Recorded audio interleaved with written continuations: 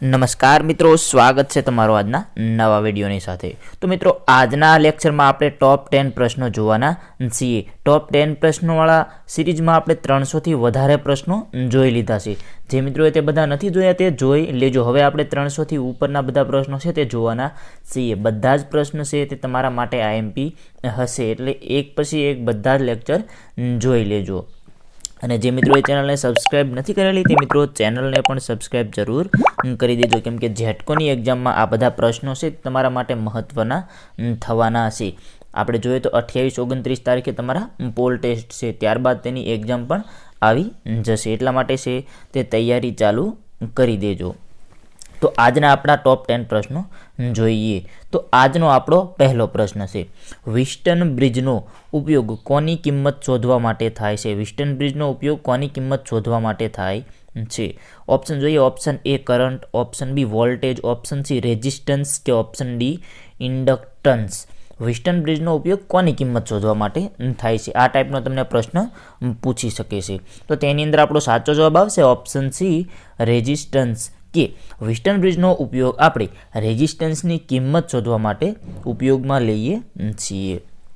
તેના પછી મિત્રો આપણો આગળનો પ્રશ્ન જોઈએ કે ડાયનેમિકલી ઇન્ડ્યુસ્ડ ઈએમએફનો ઉપયોગ શેમાં થાય છે? ડાયનેમિકલી ઇન્ડ્યુસ્ડ ઈએમએફનો ઉપયોગ શેમાં થાય છે? ઓપ્શન જોઈએ। Option A motor, option B transformer, option C rectifier કે ઓપ્શન ડી ઇન્વર્ટર। તો તેની અંદર આપણો સાચો જવાબ આવશે option A motor. Dynamically induced ઈએમએફનો ઉપયોગ મોટરમાં થાય છે। તેના પછી આગળનો પ્રશ્ન જોઈએ કે માત્ર ડીસી સપ્લાયમાં જ કયા કેપેસિટરનો ઉપયોગ થાય છે? માત્ર ડીસી સપ્લાયમાં જ કયા કેપેસિટરનો ઉપયોગ થાય છે?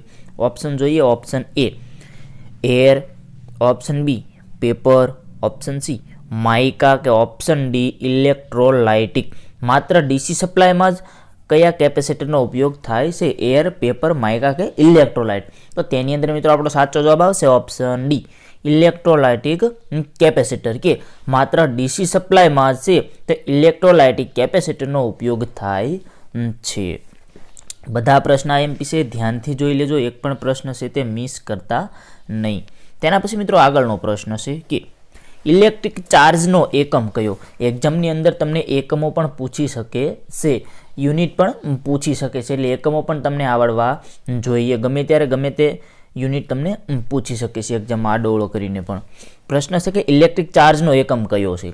ઓપ્શન જોઈએ। Option A ohm, option B ampere, option C coulomb કે ઓપ્શન ડી કેપેસિટન્સ। ઇલેક્ટ્રિક ચાર્જનો એકમ કયો છે? તેની અંદર આપણો સાચો જવાબ આવશે ઓપ્શન એ ઓહમ। ઇલેક્ટ્રિક ચાર્જનો એકમ છે તે ઓહમ છે। એપ્લિકેશનની અંદર આપણે એક પૂરેપૂરી પીડીએફ બનાવેલી છે, જેની અંદર તમને 40થી 50 જેટલા એકમો છે તે મળી જશે। વિગતવાર બધા સરસ રીતે લાઇનમાં આપેલા છે, તે એકવાર વાંચી લેજો, એક્ઝામ પહેલાં જરૂર વાંચી લેજો। આઈટીઆઈ ઇલેક્ટ્રિશિયન એપ્લિકેશનની અંદર મૂકેલા છે। તેના પછી આગળનો પ્રશ્ન જોઈએ કે ફેઝ એંગલના કોસાઇનને શું કહે છે? ફેઝ એંગલના કોસાઇનને શું કહે છે?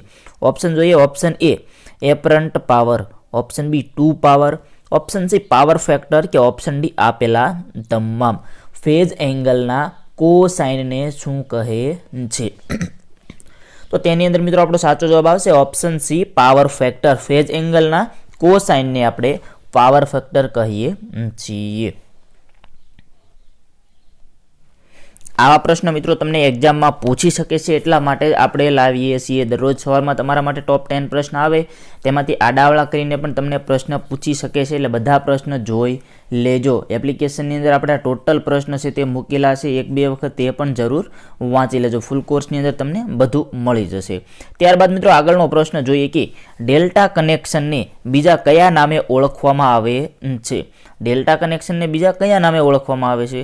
ઓપ્શન જોઈએ। Option A Y connection, option B mesh connection, option C same connection કે option D Z connection. Delta connection હોય છે તેને આપણે બીજા કયા નામથી ઓળખીએ છીએ? આ ટાઈપનો પણ તમને પ્રશ્ન પૂછી શકે છે। તો તેની અંદર આપણો જવાબ આવશે ઓપ્શન બી મેશ કનેક્શન। જે ડેલ્ટા કનેક્શન હોય છે તેને આપણે મેશ કનેક્શન પણ કહેવામાં આવે છે, કે મેશ કનેક્શનથી પણ ઓળખીએ છીએ। અથવા તમને એમ પણ પૂછવું હોય કે મેશ કનેક્શનને બીજા કયા નામથી ઓળખવામાં આવે છે, તો તેમાં જવાબ આવશે ડેલ્ટા કનેક્શનથી પણ ઓળખવામાં આવે છે। તેના પછી મિત્રો આગળનો પ્રશ્ન જોઈએ કે એસી 3 ફેઝ લાઇનના સંદર્ભમાં ફેઝથી ફેઝ વચ્ચેના વોલ્ટેજને શું કહે છે? એસી 3 ફેઝ લાઇનના સંદર્ભમાં ફેઝથી ફેઝ વચ્ચેના વોલ્ટેજને શું કહે છે? ઓપ્શન જોઈએ. Option A EMF, option B terminal voltage, option C phase voltage કે ઓપ્શન ડી લાઇન વોલ્ટેજ. આ પણ એક આઈએમપી પ્રશ્ન છે, ધ્યાનથી જોઈ લેજો. તો તેની અંદર મિત્રો આપણો સાચો જવાબ આવશે ઓપ્શન ડી લાઇન વોલ્ટેજ. એસી 3 ફેઝ લાઇનના સંદર્ભમાં ફેઝથી ફેઝ વચ્ચેના વોલ્ટેજને આપણે લાઇન વોલ્ટેજ કહીએ છીએ. એટલે કે બે ફેઝ વચ્ચેના જે વોલ્ટેજ હોય છે તેને આપણે લાઇન વોલ્ટેજ કહેવામાં આવે છે. તેના પછી આગળનો પ્રશ્ન જોઈએ કે નીચેનામાંથી કયો પ્રાઇમરી સેલનો પ્રકાર છે? નીચેનામાંથી કયો પ્રાઇમરી સેલનો પ્રકાર છે? ઓપ્શન જોઈએ. Option A dry cell, option B mercury cell, option C lithium cell કે ઓપ્શન ડી ઉપરના તમામ. આમાંથી કયો સેલ પ્રાઇમરી સેલનો પ્રકાર છે? તો તેની અંદર મિત્રો આપણો સાચો જવાબ આવશે ઓપ્શન ડી ઉપરના તમામ. એટલે કે ડ્રાય સેલ, મર્ક્યુરી સેલ અને લિથિયમ સેલ, આ ત્રણેય સેલ છે તે પ્રાઇમરી સેલના પ્રકાર છે. એટલે કે ઉપરના જે તમામ છે તે તમામ પ્રાઇમરી સેલના પ્રકાર છે. તેના પછી હવે આગળનો પ્રશ્ન જોઈએ કે ઇલેક્ટ્રિક સર્કિટનું ઇન્સ્યુલેશન રેઝિસ્ટન્સ માપવા માટે શેનો ઉપયોગ થાય છે? ઇલેક્ટ્રિક સર્કિટનું ઇન્સ્યુલેશન રેઝિસ્ટન્સ માપવા માટે શેનો ઉપયોગ થાય છે? ઓપ્શન જોઈએ. Option A tangent galvanometer, option B megger, option C potential transformer કે ઓપ્શન ડી કરંટ ટ્રાન્સફોર્મર. આવો પ્રશ્ન મિત્રો ગઈ જેટકોની એક્ઝામ છે 2023માં લેવાની છે, તમારી કેન્સલ થઈ, તેની અંદર આવો પ્રશ્ન હતો. એટલા માટે આવા પ્રશ્નો પણ આપણે જોવા જોઈએ. ઇલેક્ટ્રિક સર્કિટનું ઇન્સ્યુલેશન રેઝિસ્ટન્સ માપવા માટે શેનો ઉપયોગ થાય છે? તો તેની અંદર મિત્રો આપણો સાચો જવાબ આવશે ઓપ્શન બી મેગર, કે ઇલેક્ટ્રિક સર્કિટનું ઇન્સ્યુલેશન રેઝિસ્ટન્સ માપવા માટે આપણે મેગરનો ઉપયોગ કરવામાં આવે છે. આ ટાઈપનો પ્રશ્ન તમને આડોળો કરીને બીજો પણ પૂછી શકે છે.